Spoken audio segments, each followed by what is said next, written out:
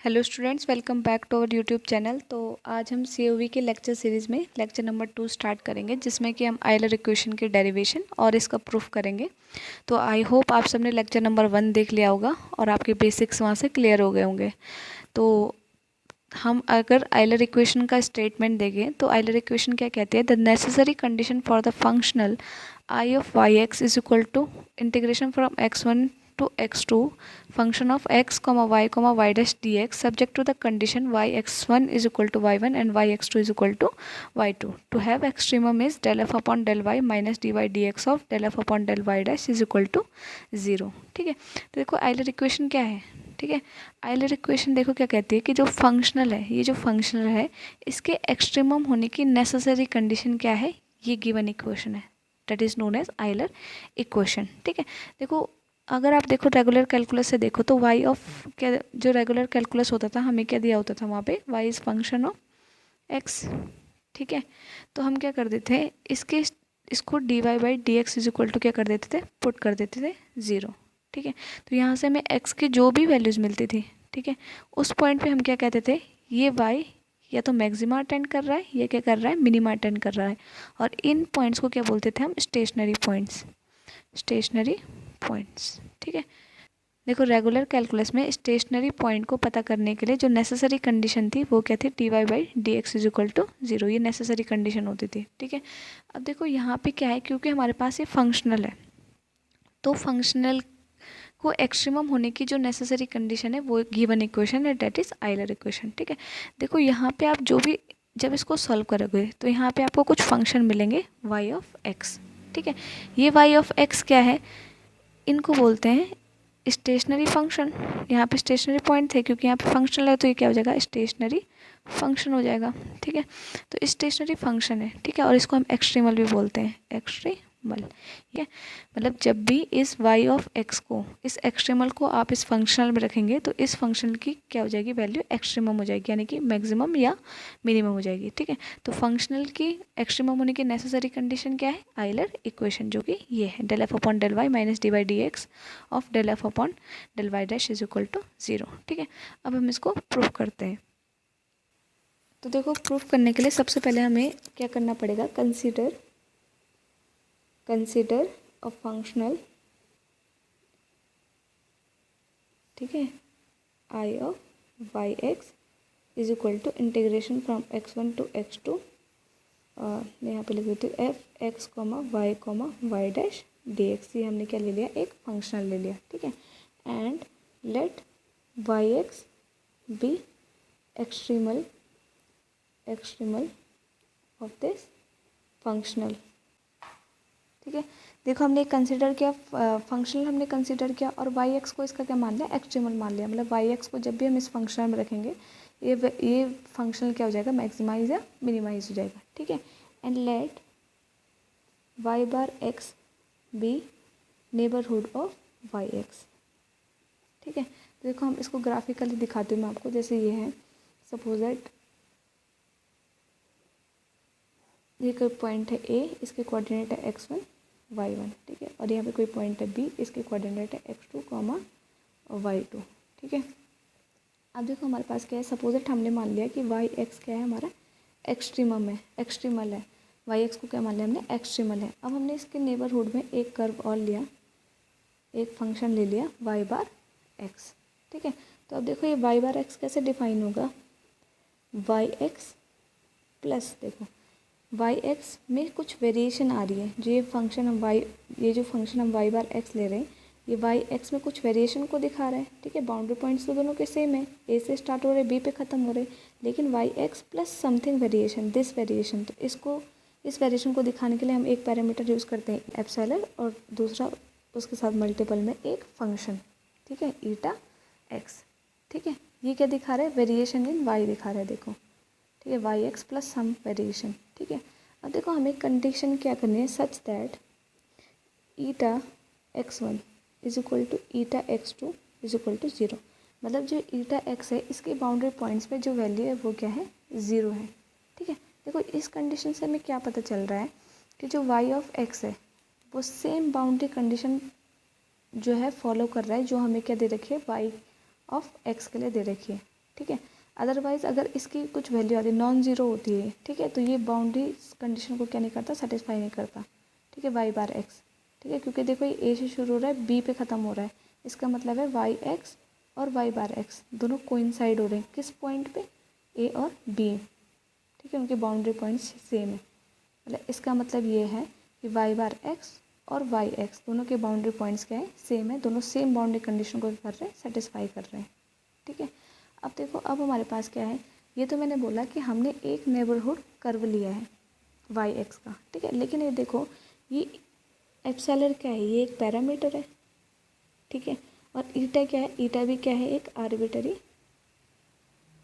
Function है, ठीक है, और ये क्या दिखा रहे हैं, वाई एक्स में वेरिएशन को दिखा रहे हैं। तो आप सोचो कि जैसे हम ईटा एप्सिलॉन और ईटा एक्स को हम अपनी मर्जी से ले सकते हैं, तो ये तो वाई बार एक्स कुछ भी हो सकता है, ठीक है, जो ए पॉइंट से जा रहा हो और बी पॉइंट पे एंड हो रहा हो, ठीक है। इसका मतलब ये क्या दे रहा है, एक पूरी फैमिली को दे रहा है, ये एक वो पूरी फैमिली है जो पॉइंट जो कर्व ए से बी को मिला रहे हैं, उन पूरे कर्व की फैमिली है जो कर्व ए से बी को क्या कर रहे हैं, मीट कर रहे हैं, ठीक है।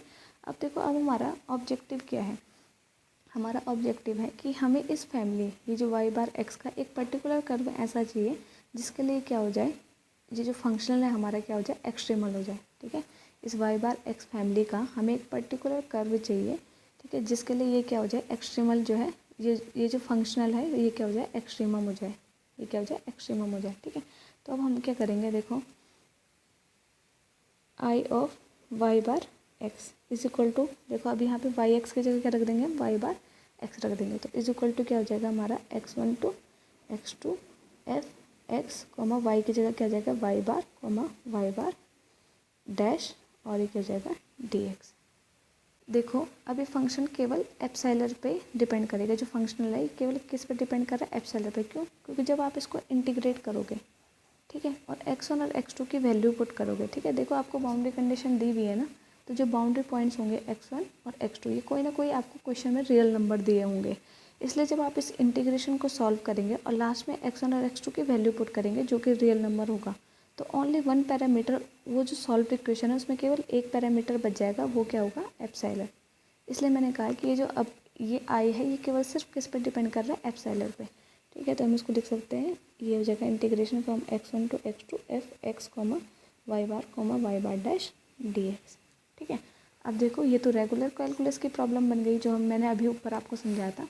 यहाँ पे क्या है, y सिर्फ एक पैरामीटर का फंक्शन है x का, यहाँ पे भी देखो i किसका फंक्शन है, केवल एप्सिलॉन का, तो इसकी नेसेसरी कंडीशन हो जाएगी स्टेशनरी पॉइंट निकालने के लिए या फिर स्टेशनरी फंक्शन निकालने के लिए, d I upon d epsilon is equal to 0, देखो जो मैंने आपको ऊपर बताया था, ठीक है। अब देखो ये कब पॉसिबल है, d I upon d epsilon equal to 0 कब होगा, देखो क्योंकि हमने जब ये फंक्शन क्या हो जाएगा, स्टेशनरी हो जाएगा, ठीक है, मतलब हम अब देखो हमने यहाँ पे वाई एक्स को क्या पहले से क्या मान रखा है, एक्सट्रीमल मान रखा है, वाई एक्स को क्या मान रखा है, एक्सट्रीमल मान रखा है, ठीक है। तो अगर आई में हम वाई एक्स रखेंगे तो ये क्या हो जाएगा, इसका डेरिवेटिव क्या हो जाएगा, 0 हो जाएगा। तो यहाँ पे देखो एप्सिलॉन इज इक्वल टू 0 के लिए देखो हमारा वाई एक्स एक्सट्रीमल आ रहा है कि नहीं आ रहा, अगर हम इस इक्वेशन में एप्सिलॉन को 0 पुट कर दें तो हमारा एक्सट्रीमल क्या आ रहा है, वाई एक्स ही तो आ रहा है, y bar x is equal to क्या हो जा रहा है, वाई एक्स, इसलिए हम क्या लिखेंगे, d I upon d epsilon at epsilon is equal to 0 क्या हो जाएगा हमारा, 0 हो जाएगा, ठीक है। अब देखो अब हम इसको जो इंटीग्रल है इसकी वैल्यू यहाँ पे रखते हैं, तो हमारे पास ये क्या हो जाएगा, डी अपॉन डी एप्सिलॉन, ठीक है, और यहाँ पे at epsilon is equal to 0, I की वैल्यू हम यहाँ पुट कर देते, तो क्या हो जाएगा x1 x2 f x comma y bar dash और डी एक्स, ठीक है।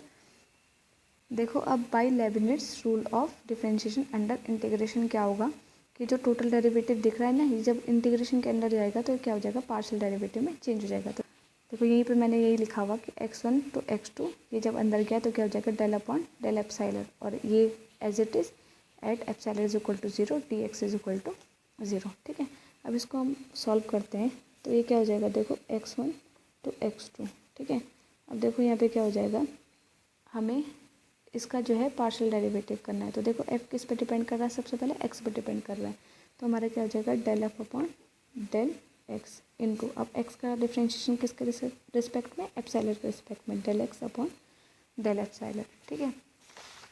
और अब देखो ये क्या हो जाएगा प्लस, अब एफ किस पे डिपेंड कर रहा है, वाई बार पे डिपेंड कर रहा है, तो del f upon del y bar, और अब वाई बार का डिफ्रेंशिएशन किसके रिस्पेक्ट में, एप्सिलॉन के रिस्पेक्ट में, plus del f upon del y bar dash into del y bar dash upon del epsilon, ठीक है। ये क्या हो जाएगा, at epsilon is equal to 0 d x is equal to 0, ठीक है। इतना क्या समझ में। अब देखो यहाँ पे ये टर्म क्या हो जाएगी, 0 हो जाएगा, क्यों, सिंस x इज इंडिपेंडेंट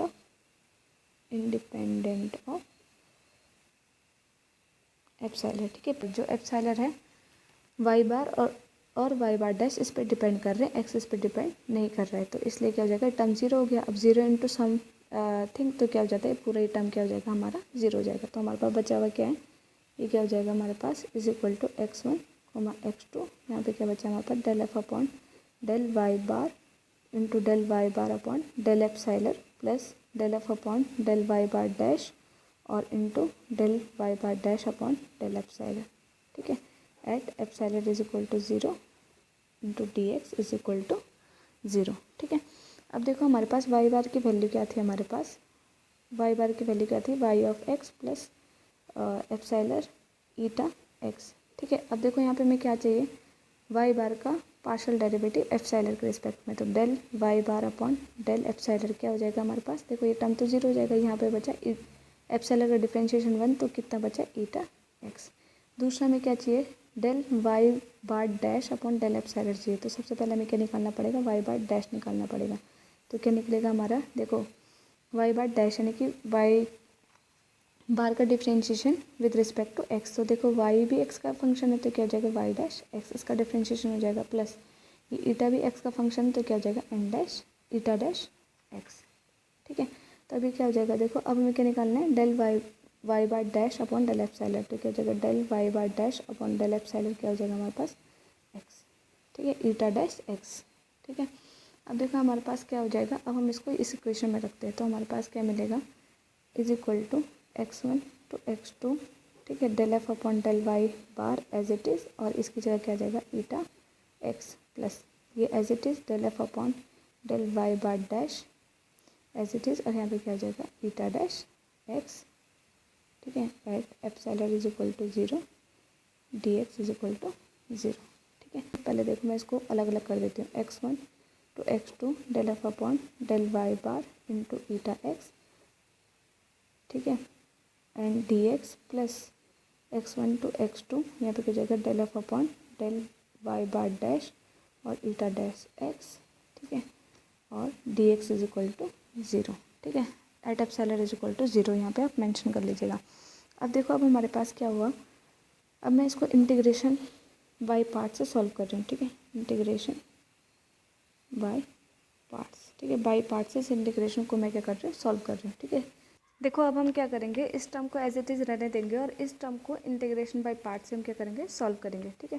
तो ये क्या हो जाएगा, x1 integration from x1 to x2 del f upon del y bar eta x d x, ठीक है, और प्लस हमें इसको इंटीग्रेशन बाय पार्ट से सॉल्व करना है, तो first term as it is रहेगा del f upon del y bar dash, और इंटीग्रेशन हो जाएगा सेकेंड टर्म का, यानी कि eta dash x d x, ठीक है, minus integration from x1 to x2, अब इस फर्स्ट फंक्शन का डिफ्रेंशिएशन होगा, तो d by d x of del f upon del y bar dash, ठीक है, and integration of second function यानी कि eta dash x d x, ठीक है, इज इक्वल टू में क्या हमारे पास 0 है, ठीक है।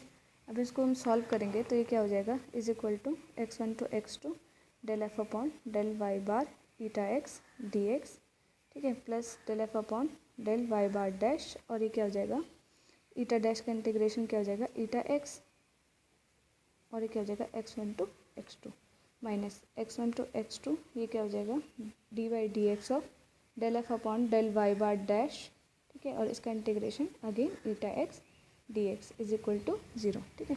अब देखो ये टर्म 0 हो जाएगा, क्यों, सिंस ईटा की वैल्यू बाउंड्री पॉइंट्स पे क्या दी गई है 0 दी गई है, ठीक है, ईटा की वैल्यू x2 और x1 पे क्या दी गई है 0, तो ये पूरा टर्म क्या हो जाएगा हमारा ज़ीरो हो जाएगा। ठीक है क्या, देखो क्योंकि जब आप इसमें इंटीग्रेशन की लिमिट रखोगे तो ये क्या बनेगा, ईटा x2 माइनस ईटा x1। तो ईटा x2 और ईटा x1 दोनों ही ज़ीरो हैं, तो ये टर्म क्या हो जाएगा, पूरा ज़ीरो हो जाएगा। ठीक है, अब हमारे पास क्या है, क्या हो जाएगा, x1 to x2 del f upon del y bar eta x dx।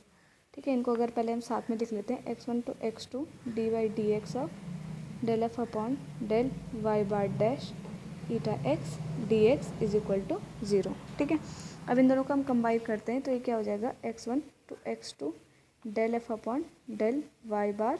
ठीक है, और यहाँ पे क्या है, ईटा एक्स और डी एक्स कॉमन है, तो यहाँ पे क्या हो जाएगा, minus d by d x of del f upon del y bar dash. ठीक है, और eta x and d x क्या आ जाएगा हमारे पास, इज इक्वल टू ज़ीरो। ये दोनों कॉमन आके ये इक्वेशन किसके इक्वल हो जाएगी, ज़ीरो के इक्वल हो जाएगी। ठीक है, और कंडीशन क्या थी हमारा, जो हम साथ में लेके चल रहे थे, at epsilon is equal to zero. तो यहाँ पे लिख लेते हैं at epsilon is equal to zero. ठीक है, अब देखो ये इंटीग्रेशन जीरो कब होगा, ये कब पॉसिबल है, या तो ये टर्म जीरो के इक्वल हो या फिर ये जो ईटा एक्स है ये इक्वल टू ज़ीरो हो। ठीक है, लेकिन ईटा एक्स के नॉट भी इक्वल टू ज़ीरो, क्योंकि हमने क्या लिया था, आर्बिटरी फंक्शन लिया था जो कि क्या दिखा रहा था, वेरिएशन इन वाई दिखा रहा था। ठीक है, तो ये तो ज़ीरो हो नहीं सकता। ठीक है, क्योंकि हमने इसको नेबरहुड, जो वाई एक्स का नेबरहुड था उसको डिफाइन करने के लिए फंक्शन को लिया था।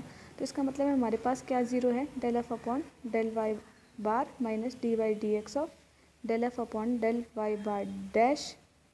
ठीक है, at epsilon is equal to zero, ये क्या हमारे पास ज़ीरो है। ठीक है, तो at epsilon is equal to zero हमारे पास वाई बार एक्स की वैल्यू क्या आ रही थी। ठीक है, देखो जब हमने यहाँ पे वाई बार को डिफाइन किया था तो हमारे पास यहाँ पे क्या है, ईटा को अगर हम जीरो रख लें तो वाई बार एक्स किसके इक्वल आ रहा है, वाई के इक्वल आ रहा है। ठीक है, तो यहाँ पे हम at epsilon is equal to zero क्या हो जाएगा हमारे पास, वाई बार किसके इक्वल हो जाएगा, वाई ऑफ एक्स के बराबर हो जाएगा। तो इसको क्या लिखेंगे हम, इसको रिप्लेस कर देंगे, तो del f upon del y minus d by d x of del f upon del y bar y dash is equal to zero. तो यही नेसेसरी कंडीशन थी हमारी किसी फंक्शनल के एक्सट्रीमल होने की। ठीक है, और ये क्या है हमारे पास, आइलर इक्वेशन हमारी क्या हो गई है, प्रूफ हो गई है। तो गाइस अगर आपको वीडियो ने हेल्प किया हो तो प्लीज़ वीडियो को लाइक ज़रूर कर देना। Thank you so much.